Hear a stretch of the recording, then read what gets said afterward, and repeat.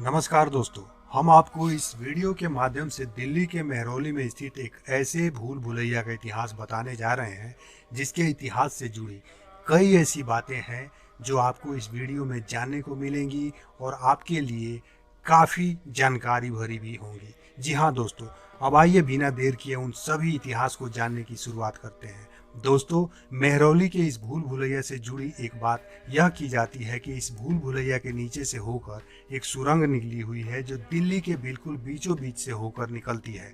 कहा जाता है कि एक बार जब एक बारात इसके उस सुरंग से होकर जा रही थी तो वह पूरी की पूरी बारात ही भूल भुलैया के नीचे से निकली हुई उस सुरंग में ही गायब हो गई थी, जिसके बाद से ही इस जगह का नाम भूल भुलैया भी पड़ गया।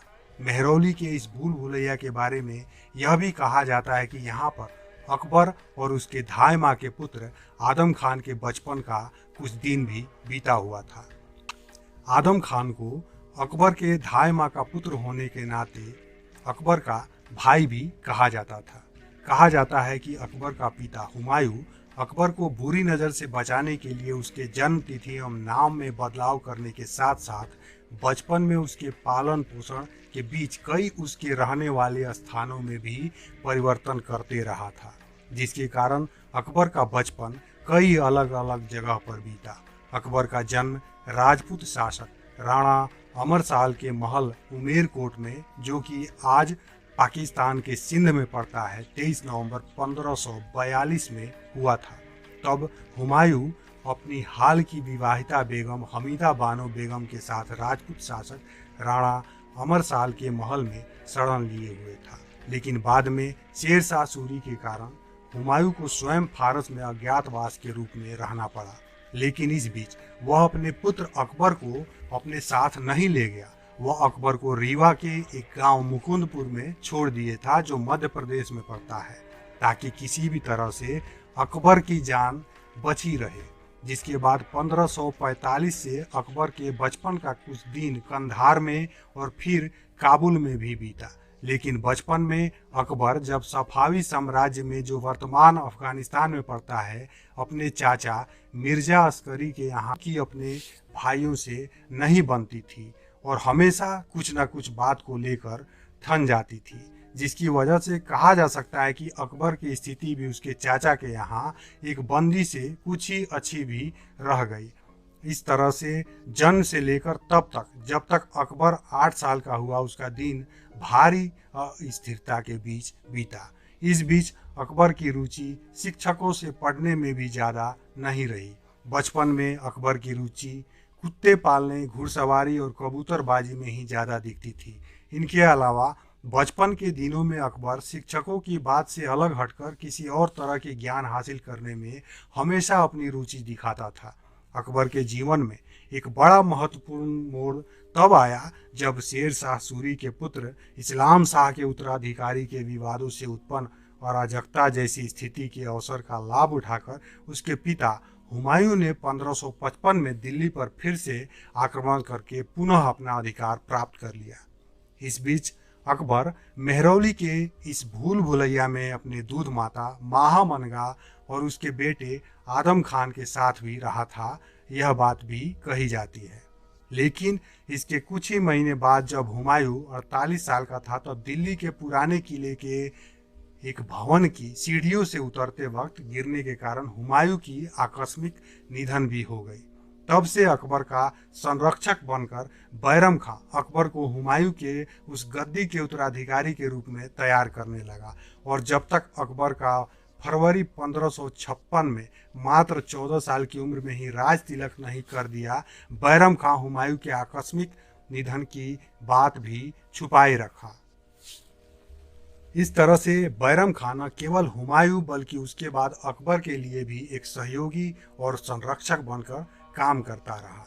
हुमायूं के आकस्मिक निधन के बाद अकबर को भारत का बादशाह बनाने के लिए भी बैरम खां स्वयं कई युद्ध लड़ता रहा। बैरम खां के जीवन की कहानी भी बड़ी दिलचस्प है। बैरम खां बचपन में हुमायूं के साथ पढ़ता था, जिसके बाद वह पहले हुमायूं का नौकर और बाद में उसका बहुत ही एक अंतरंग मित्र और सहयोगी भी बन गया। बैरम खां नाते में हुमायूं का साढ़ू भी लगता था, लेकिन अकबर की दूध माता महामनगा बैरम खां के विरुद्ध हमेशा गहरी साजिशें करती रहती थी, जिसकी साजिशों के कारण ही अंत में बैरम खां को अपनी जान तक गंवानी पड़ी थी। बैरम खां के खिलाफ इस षड्यंत्र में अकबर की धाय मां महामनगा और उसके पुत्र आदम खान का भी सबसे बड़ा हाथ था। लेकिन जब अकबर आगरा को अपनी राजधानी बनाया तो उसके दोनों सेनापति आदम खान और अतगाह खान के बीच भी दुश्मनी बढ़ने लगी, जिसके बाद आदम खान ने अतगाह खान की जान ले ली, जिस वजह से अकबर ने आदम खान को सजा के तौर पर आगरा के किले की प्राचीर से नीचे फेंकवा दिया, जिससे आगम खान की जान चली गई।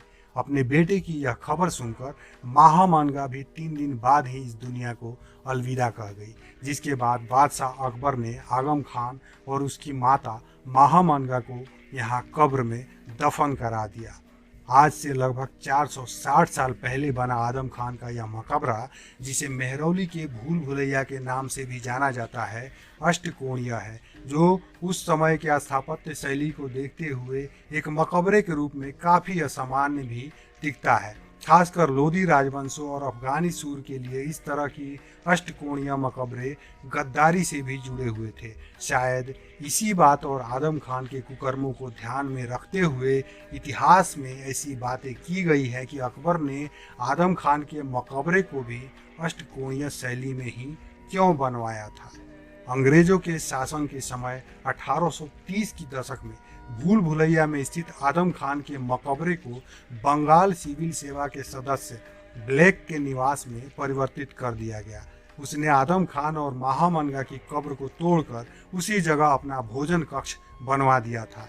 बाद के दिनों में इस मकबरे को कभी पुलिस स्टेशन तो कभी पोस्ट ऑफिस तो कभी एक डिस्पेंसरी के रूप में भी बदला जाता रहा, लेकिन 20वीं शताब्दी की शुरुआत में लॉर्ड कर्जन ने आदम खान के मकबरे का फिर से निर्माण कराया। इस तरह से मेहरौली के इस भूल भुलैया में आज जो आदम खान का मकबरा बोला जाता है, वह वास्तव में आदम खान का मूल मकबरा भी नहीं कहा जा सकता है। लेकिन अंत में यह कहना तनिक भी गलत नहीं होगा कि मेहरौली में स्थित इस भूल भुलैया की बनावट की तरह ही मेहरौली के इस भूल भुलैया के इतिहास के मोड़ में भी भूल भुलैया की तरह ही कई ऐसे मोड़ साथ साथ दिखते चलते हैं, जिनकी बातें शायद ही कभी खत्म हो सकें। और इसलिए इस वीडियो के माध्यम से मेहरौली के इस भूल भुलैया के इतिहास के बारे में फिलहाल इतना ही। यह वीडियो पसंद आई तो इसे लाइक जरूर कर दें, साथ ही आप इसे शेयर भी कर दें, और भूल भुलैया के बारे में इस वीडियो पर आपका क्या कहना है यह भी हमें कमेंट कर बताएं। देखते रहिए हम सब की आवाज़, हम सब मीडिया। धन्यवाद।